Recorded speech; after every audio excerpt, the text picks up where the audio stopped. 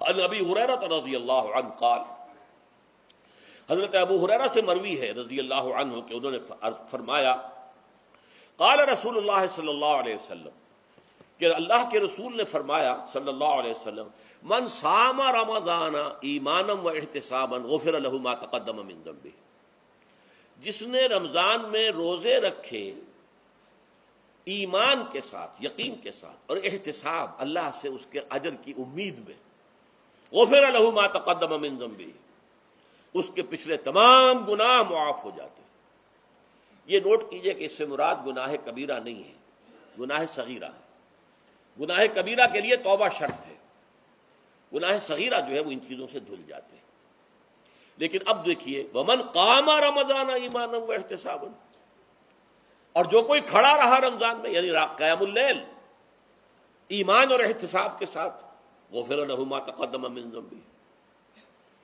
اب تیسری بات، ومن قام لیلۃ القدر ایمانا و احتسابا، اور جو کھڑا رہا قیام اللیل جس نے کیا ہے لیلۃ القدر میں ایمان اور احتساب کے ساتھ، غفر له ما تقدم من ذنبه، متفق علیہ۔ یہ حدیث بخاری اور مسلم دونوں کی ہے۔ اب یہاں جو بات میں چاہتا ہوں کہ آپ پر واضح ہو جائے، اس حدیث میں دونوں چیزوں کو پیرلل لایا گیا، من قام رمضان من صام رمضان، پیرلل، بالکل متوازی، ہم وزن اعتبار سے، من صام رمضان ایمانا و احتسابا غفر له ما تقدم من ذنبه، من قام رمضان ایمانا و احتسابا غفر له ما تقدم من ذنبه۔ اب سوال پیدا ہوتا ہے قیام اللیل سے مراد کیا ہے؟ یہاں پہ میں ذرا تراویح کا جو پس منظر ہے وہ بیان کر دینا چاہتا ہوں۔ دیکھیے جیسا کہ ہم نے خطبے میں بھی دیکھ لیا، اللہ نے قیام اللیل جو ہے اسے فرض نہیں ٹھہرایا، تطوعا، قرآن مجید میں بھی اس کا کوئی ذکر نہیں، احادیث میں اس کی تشویق و ترغیب پوری موجود ہے۔ ایک اور حدیث بھی ہم بعد میں پڑھیں گے اس پر۔ اس کا پس منظر کیا تھا کہ اس کو چھوڑ دیا گیا۔ اب ظاہر بات ہے مسلمانوں میں کمزور بھی ہیں، مسلمانوں میں وہ مزدوری کرنے والے بھی ہیں، روزہ تو فرض ہے ان پر، چاہے مئی کا مہینہ ہے اور گندم کاٹنی ہے، روزہ تو پھر بھی رکھنا ہوگا، یہ سب کچھ ہے۔ لیکن یہ کہ رات کو پھر کھڑے رہنا ان کے لیے، جاگنا ممکن نہیں، لہذا ان کے اوپر یہ چیز فرض نہیں۔ حضور نے تراویح کی نماز یا قیام اللیل نہ اسے فرض قرار دیا، نہ اس کے بعد جماعت کوئی اہتمام کیا مستقل، صرف 3 راتیں آپ نے جماعت کروائی ہے، اس میں 8 رکعتیں آپ نے پڑھی ہیں کہ جو آپ کا معمول تھا تہجد کا وہ پڑھی، اور تہجد کے وقت ہی جماعت کرائیے۔ یہ ہے وہ حدیث۔ اس کے علاوہ کسی نماز تراویح جو ہے جو ہم پڑھتے ہیں 20 رکعتیں عشاء کے ساتھ متصل، اس کا کوئی ذکر نہ دور نبوی میں ہے نہ دور صدیق اکبر میں ہے۔ یہ دور حضرت عمر کی خلافت میں ہوا ہے، اور ہم نہیں کہہ سکتے کتنے سال کے بعد ہوا ہے۔ حضرت عمر رضی اللہ تعالیٰ عنہ کی خلافت کا دور جو ہے وہ تو 10 برس ہے، ہو سکتا ہے 5 برس کے بعد ہوا ہو، 6 برس کے بعد ہوا ہو، 12 ہوا ہے ان کے عہد میں۔ حضرت عمر ایک مرتبہ مسجد میں داخل ہوئے، مسجد نبوی میں، تو دیکھا کہ کچھ لوگ 8، 10، 12 جو ہیں وہ ایک جو ہے حافظ کے پیچھے کھڑے ہوئے اور قرآن سن رہے ہیں، کچھ دوسرے کونے میں کھڑے ہیں، کچھ کہیں اور کھڑے ہیں، مختلف جماعتیں ہو رہی ہیں۔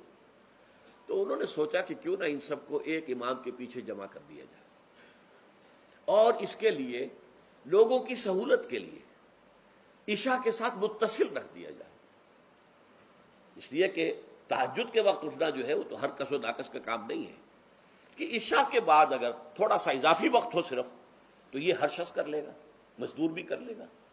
لہذا آپ نے یہ نظام تجویز فرمایا کہ عشاء کے متصلاً بعد 20 رکعت نماز پڑھی جائے اور ایک امام کے پیچھے پڑھی جائے۔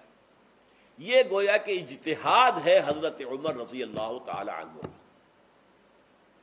اس کو آپ نے خود بدعت بھی قرار دیا ہے، لیکن بدعت حسنہ۔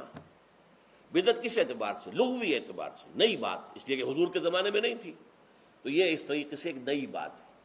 لیکن یہ بات چونکہ بہت اچھی ہے، بہت عمدہ ہے، آپ جب یہ نظام چل پڑا تو ایک دن مسجد میں آئے، دیکھا کہ بڑی بھری مسجد ہے، صحابہ کھڑے ہیں اور ایک امام کے پیچھے قرآن سن رہے ہیں۔ آپ نے فرمایا نعم البدعۃ ھذہ، یہ جو ہم نے نئی بات شروع کی ہے یہ بہت اچھی ہے، بہت عمدہ ہے۔ اب یہاں سے فرق واقع ہو گیا ہے۔ ایک تو اہل تشیع جو ہے وہ تو ویسے ہی حضرت عمر سے بہت دشمنی رکھتے ہیں، عناد رکھتے ہیں، تو حضرت عمر کے اجتہادات سے انہیں نفرت ہے، انہیں دوری ہے، چاہے وہ کوئی سا بھی حضرت عمر کا اجتہاد ہو۔ ہمارے ہاں اہل حدیث حضرات بھی در حقیقت حضرت عمر یا کسی اور خلیفہ راشد کے فعل کو وہ سمجھتے ہیں کہ یہ ایگزیکٹو آرڈرز ہیں، یہ ہمیشہ کے لیے نہیں ہے۔ حضرت عمر نے اپنے دور میں ایک نظام قائم کیا، ان کے دور کے لیے ٹھیک تھا، یہ ہمیشہ کے لیے نہیں۔ ہمیشہ کے لیے وہ 8 ہی رکعتوں کے قائل ہیں، وہ تہجد والے، لیکن اس میں بہرحال انہوں نے بھی خود یہ اضافہ کیا ہے کہ وہ 8 رکعتیں وہ عشاء کے ساتھ متصل پڑھتے ہیں، تہجد کے وقت تو نہیں پڑھتے۔ اور حضور نے تو صرف 3 روز جو ہے وہ کرائی تھی جماعت، وہ لوگ 30 دن یا 29 دن پڑھ رہے ہیں، تو اضافہ تو انہوں نے بھی کر دیا، اس نظام میں تبدیلی تو ہو گئی۔ لیکن اہل سنت جو کہلاتے ہیں، ہمارے جو 4 جو ہیں، جو ہمارے مسلک ہیں، حنفی، مالکی، شافعی، حنبلی، ان کا اتفاق ہے اس پر حضرت عمر کا، کیونکہ ان کے سامنے اصول یہ ہے کہ حضور نے فرمایا علیکم بسنتی وسنت الخلفاء الراشدین المہدیین، تم پر لازم ہے کہ میری سنت کو پکڑو مضبوطی کے ساتھ، اور میرے خلفاء راشدین مہدیین جو ہیں ان کی سنت کو پکڑو۔ اس اصول سے یہ چاروں فقہیں جو ہیں حضرت عمر کے اجتہادات جو ہیں ان کو بھی پابندی سمجھتے ہیں کہ تمام عمر کے لیے، قیامت تک کے لیے امت مسلمہ پر ان کی پیروی لازم ہے، لہذا اس میں اجماع ہے۔